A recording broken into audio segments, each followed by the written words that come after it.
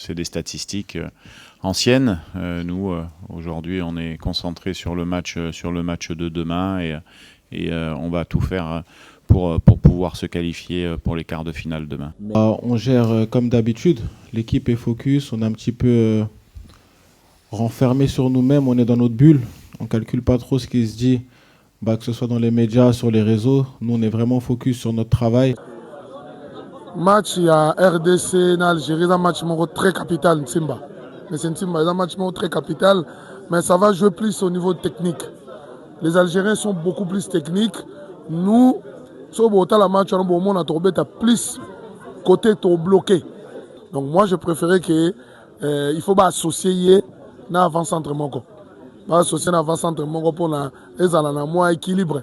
Parce que lui-même en attaque, il a vraiment équilibré. Pour moi, je peux proposer le classement. D'une certaine manière, on sait les forces de l'Algérie avec, je pense, individuellement des qualités un peu supérieures à celles des Congolais. On a quelques joueurs, notamment Maza, qui se révèlent. On sait ce qu'est capable de faire Riyad Mahrez. Deuxième chose intéressante pour les Algériens, c'est qu'ils ont quand même l'habitude de gagner, puisqu'en 2019, il y a au moins quelques piliers qui sont encore là. Et ça, c'est important, parce que savoir gagner, c'est aussi quelque chose de capital dans ce type de compétition. Vous avez Benasser, vous avez Riyad Mahrez, donc vous avez Mandi, donc il y a des joueurs qui étaient là. Et ça, c'est peut-être un plus. Maintenant, fait évidemment contre le Sénégal à domicile, mais je pense qu'ils ont tiré les enseignements, et puis on sent un groupe qui, on le dit souvent, qui vit bien. En termes tactiques, si vous voulez, ils se connaissent parfaitement. Ils savent très bien comment jouent les uns et les autres. C'est assez rarement, je pense, sur des termes tactiques que les différences se font, parce que les entraîneurs sont capables tous de réagir très vite. Étant il y a des analyses vidéo partout, c'est pas ça le plus compliqué. Vu l'entraîneur et son attaquant un peu très confiants sur ce qu'ils doivent faire, ils ont montré un visage positif. Je pense que s'ils restent sur ce que nous avons vu avant ces matchs, je pense qu'il y aura quelque chose de positif, mais il ne faut pas non plus oublier qu'un match référence. C'est pas un match référence, pas du tout. Il faut plutôt se référer au match contre le Sénégal. Moi, je me dis, le classement du match contre le Sénégal, c'est ces classements-là qui pourraient faire quelque chose avec certainement quelques réajustements. Il ne faut pas prendre le match contre le Botswana comme match référence. Quoi qu'on ait marqué 3 buts, c'est vraiment interdit. C'est vraiment interdit. Nous avons les armes, bien évidemment, pour faire mal à cette équipe d'Algérie, mais il faudrait rester serein, jouer notre football calmement. Ce qu'il faut rappeler, les deux équipes n'ont à peine encaissé un but chacune. Ça prouve que défensivement, l'Algérie, tout comme la RDC, dispose d'une bonne défense. Mais sur le plan offensif, on a plutôt vu des Fennecs trop réalistes. C'est l'affiche la plus équilibrée à la 8e de finale. Moi, je ne vois pas de favori. Bien que s'il faut pronostiquer, je pronostiquerai une qualification de la RDC. Mais ça sera un match équilibré, pas un match ouvert, un match serré. Mais après, la physionomie du match dépendra de son déroulement parce que ça va se jouer dans les petits détails pour commencer. Après, lorsque je parle de la physionomie des matchs qui devraient dépendre de son déroulement, je vois également les décisions tactiques que vont prendre les entraîneurs. Donc, je parle des changements qu'il y aura tout au long de cette rencontre.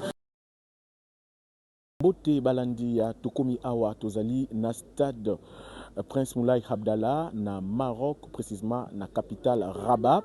Oyo touti ko assister na conférence de presse d'avant-match entre les deux sélectionneurs pour na compte ya Algérie et pour na compte ya République démocratique du Congo.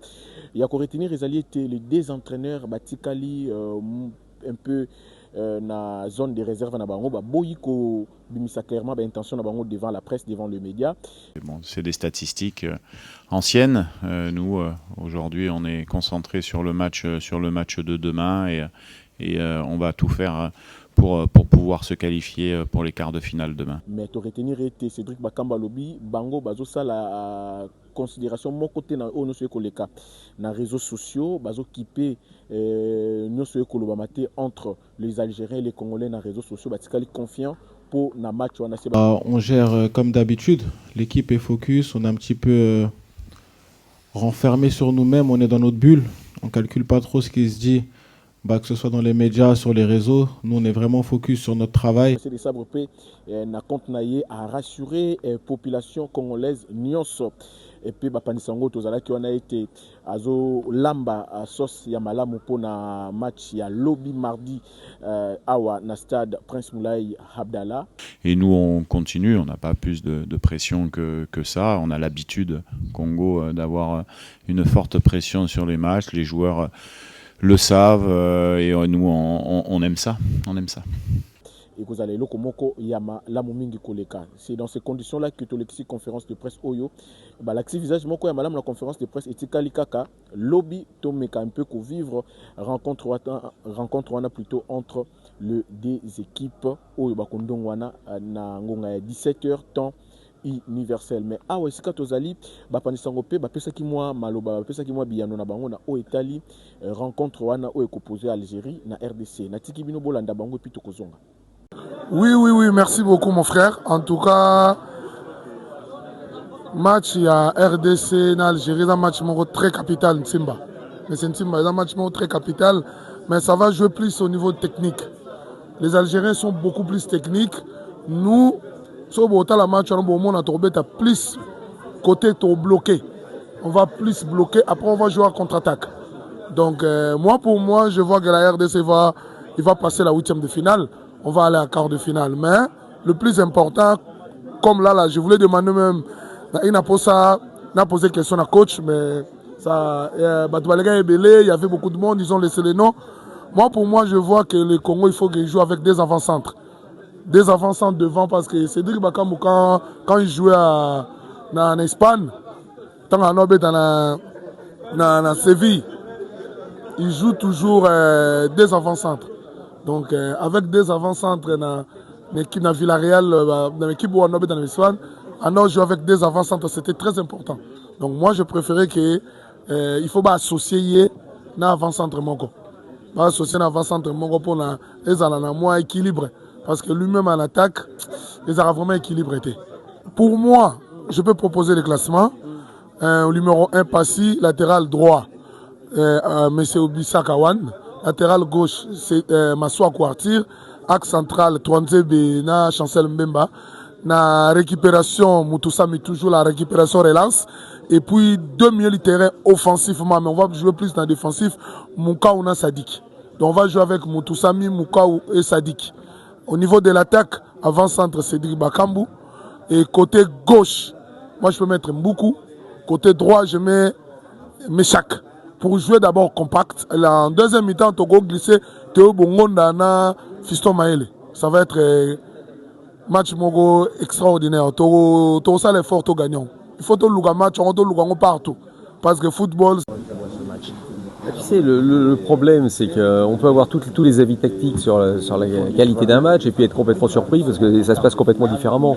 Ce qui est important, c'est d'avoir bien bossé, bien fait son travail d'une certaine manière. On sait les forces de l'Algérie avec, je pense, individuellement des qualités un peu supérieures à celles des Congolais. On a quelques joueurs, notamment Maza, qui se révèlent. On sait ce qu'est capable de faire Riyad Mahrez. Deuxième chose intéressante pour les Algériens, c'est qu'ils ont quand même l'habitude de gagner, puisqu'en 2019, il y a au moins quelques piliers qui sont encore là. Et ça, c'est important, parce que savoir gagner, c'est aussi quelque chose de capital dans ce type de compétition. Vous avez Benasser, vous avez Riyad Mahrez, donc vous avez Mandi, donc il y a des joueurs qui étaient là. Et ça, c'est peut-être un plus. Maintenant, je trouve que la RDC, c'est une équipe qui a énormément progressé depuis 2-3 ans. On sent collectivement, ils ont trouvé quelque chose. Alors, il y a peut-être moins de qualité individuelle, mais un état d'esprit qui est remarquable. Je les avais trouvés en grosse difficulté en première mi-temps contre le Sénégal. Et là où je les ai trouvés forts, c'est de remonter comme ça, parce que je vous avoue qu'à la mi-temps, je n'étais pas très confiant, et remonter comme ça pour faire cette deuxième période. Une équipe qui a vaincu depuis longtemps. Alors il y a la défaite évidemment contre le Sénégal à domicile, mais je pense qu'ils ont tiré des enseignements. Et puis on sent un groupe qui, on le dit souvent, qui vit bien. En termes tactiques, si vous voulez, ils se connaissent parfaitement. Ils savent très bien comment jouent les uns et les autres. C'est assez rarement, je pense, sur des termes tactiques que les différences se font, parce que les entraîneurs sont capables tous de réagir très vite. Et quand il y a des analyses vidéo partout, c'est pas ça le plus compliqué. Le plus compliqué, c'est aussi que les joueurs soient capables de réagir quand ils sentent des situations différentes. Merci beaucoup, Ravel. Bon, je pense que le vent qui a soufflé pendant les matchs contre le Botswana, cherchant à terminer premier du groupe, est passé. Ils ont eu 5 jours pour pouvoir dissiper tout ce qui pouvait être attente au terme avant ces matchs, j'ai vu l'entraîneur et son attaquant un peu très confiants sur ce qu'ils doivent faire. Ils ont montré un visage positif. Je pense que s'il reste sur ce que nous avons vu avant ces matchs, je pense qu'il y aura quelque chose de positif, mais il ne faut pas non plus oublier qu'en face, il y a un adversaire de taille, un gros morceau à croquer. C'est des matchs pareils. Hein. D'ailleurs, de part et d'autre, les deux sélections le disent. C'est par ces genres de matchs qu'il faut passer pour aller chercher à décrocher les Graals. Donc j'espère bien que les nôtres seront à la hauteur des attentes et ils pourront vraiment offensivement être au point. D'autant plus que depuis le début de cette compétition, on sait que défensivement, la RDC n'a à peine encaissé qu'un but et il en a marqué beaucoup, 5 au total, mais c'est face à l'Algérie qu'on saura vraiment si cette sélection peut aller un peu plus loin dans cette compétition.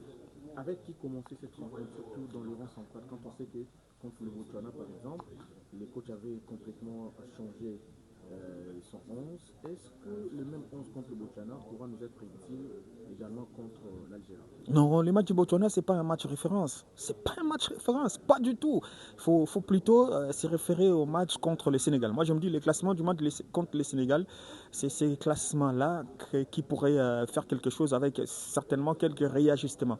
Il ne faut pas prendre le match contre le Botswana comme match référence. Quoi qu'on ait marqué 3 buts, c'est vraiment interdit. C'est vraiment interdit. Et je pense que Sébastien Desabre, parce que les matchs référence, pour moi, ça reste les matchs contre le Sénégal.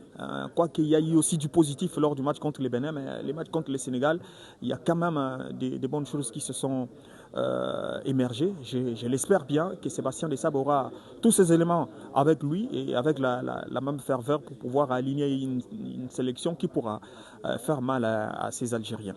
Ouais, on a un groupe très soudé, un groupe très costaud, capable d'affronter n'importe quelle équipe. Sauf que ce genre de match se joue généralement sur de petits détails. À mon avis, ce sera un match très équilibré, offensivement, défensivement. Nous avons les armes, bien évidemment, pour faire mal à cette équipe d'Algérie, mais il faudrait rester serein, jouer notre football calmement. Ce qu'il faut rappeler, les deux équipes n'ont à peine encaissé un but chacune. Ça prouve que défensivement, l'Algérie, tout comme la RDC, dispose d'une bonne défense. Mais sur le plan offensif, on a plutôt vu des Fennecs trop réalistes. Allez, les derniers matchs contre le Botswana, ça a montré que voilà, quand on a plus de ballons, on peut toujours le mettre à fond. Je pense que ce sera un match intéressant, mais on a des arguments solides à faire. À présenter devant l'Algérie pour le match des 8e de finale.